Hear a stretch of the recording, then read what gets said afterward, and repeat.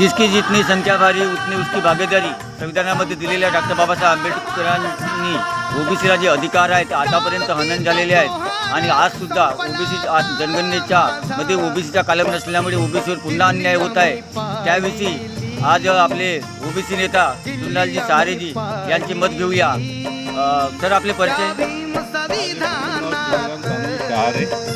मुक्काम पोस्ट कातुर्ली तालुका आमगाव जिल्हा गोंदिया। यावेळेस ओबीसीच्या जनगणनेविषयी आपले काय मत आहे?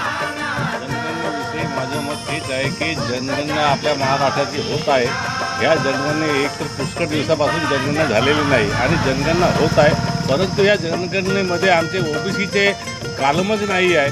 म्हणून आम्हाला असं वाटते की कालम जर नसेल आमचं तर या ओबीसीच्या जनगणनेला सहकार्य करणे म्हणजे आम्हाला काही आमची पसंती नाही आणि आम्ही त्याच्यावरती बहिष्कार टाकू असं आमचं स्वतःचं मत आहे। धन्यवाद।